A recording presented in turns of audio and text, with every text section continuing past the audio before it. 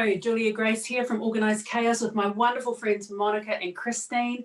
We are talking today on lockdown learnings relating to how do we stay connected with others. One of the things that's got me thinking is listening out for people who are what I call bleeding. And what I mean by bleeding is that sometimes when we're under a lot of pressure or under a lot of stress, we have a habit of trying to reach out, but maybe not quite brave enough to say it, you know, in as many words to say, hey, I need help or I need to talk. Or we just sort of tend to let those feelings leak out. And I'm reminded of being, I was on a plane on a trip to Perth a number of years ago and I was feeling really, really low. And I sat down and I was full of emotion, but I wasn't brave enough to say anything. And this poor young guy next to me, gorgeous, handsome young man, made the awful mistake of turning to me and saying, how you going? And I immediately launched into this long story of my terrible, tragic woe. He immediately regretted his question and was trying to, he's like, ding, ding, you know, excuse me, can I get another seat?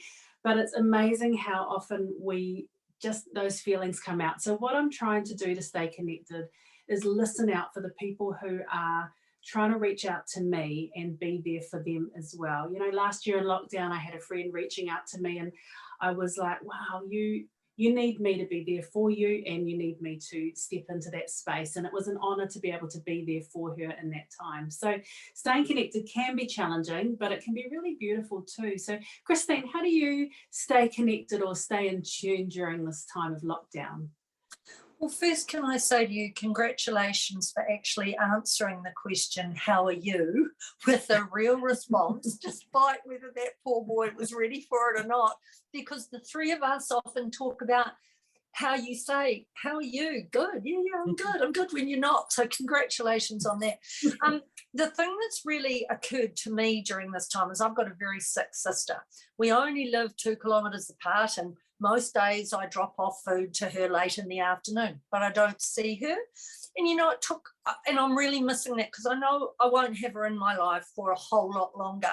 And she's really precious to me. And I've been missing seeing her and missing spending time. Why on earth did I not think about Zooming her? Just because she's 2 kilometres down the road. I hadn't thought of it until a couple of days ago. And now we're quite enjoying our Zooms. And it almost feels like being there to give her a cuddle and to talk about the things we always talk about. But sometimes the answer is right in front of you. And with modern technology, how blessed we are. But that I'm very close to my grandchildren and very close to my sons. And I have to say, I don't always find the Zooming enough. I want to be in their presence. And you know, some of them live in Auckland and you guys live in Auckland, who I'm not going to be in a room with for a long time, probably. I miss that personal thing. I miss those hugs.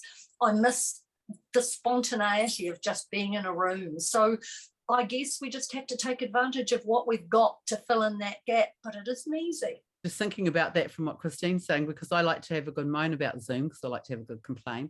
But Zoom is that step up, and thank goodness we do have that in times of lockdown, because yes, you can jump on the phone, but being able to see, it's just that touch. But and it's not ideal, but gosh, it's a lot better than nothing.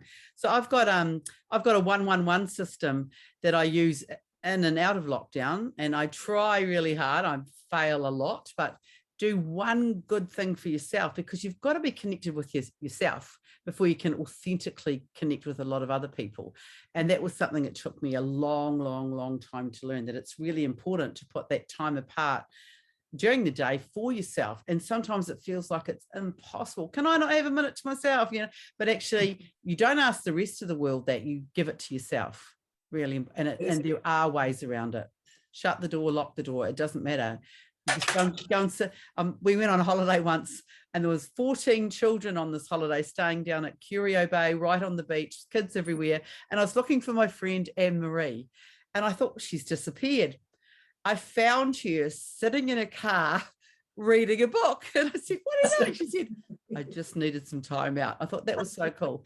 But I use a 111 system. Do one good thing for yourself, one good thing for somebody else. Now, I love what you said, Julia, that people don't always know or want to admit, and I don't myself either, but you've got to give other people the grace to let them help you. So you check in with people and to see how they are. So one good thing for me, one good thing for someone else, and one good thing for the environment, which sometimes that's getting into bed and just about a sleep going, oh, I didn't do anything for the environment today. So outside of a night, picking up some rubbish, and we've stopped using plastic bin liners where and when we can, and just being mindful.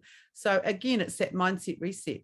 One good thing for you, one good thing for someone else, and finding that way of connecting. And we do have social media, and it's good to moan about it, but it's really good that we've got it. Oh, thank goodness we've got it. I love that, all those useful tips. And of course, using what we do have in our hands. I saw something yesterday that said, thank goodness we're not stuck in lockdown on our Nokia 33 phones, playing, you remember that snake game that went around in circles? Imagine doing that in, for never ending times. Thank goodness we actually have something else to do. Netflix can be a blessing. How do you stay connected? How do you tune in with people and stay connected during these times? If you've got any tips or tools or clever ideas that we could use, or those who are watching could use, if you have, drop them in the comments below. We'd love to hear from you. We're Organised Chaos, and we will see you very soon with some more lockdown learnings.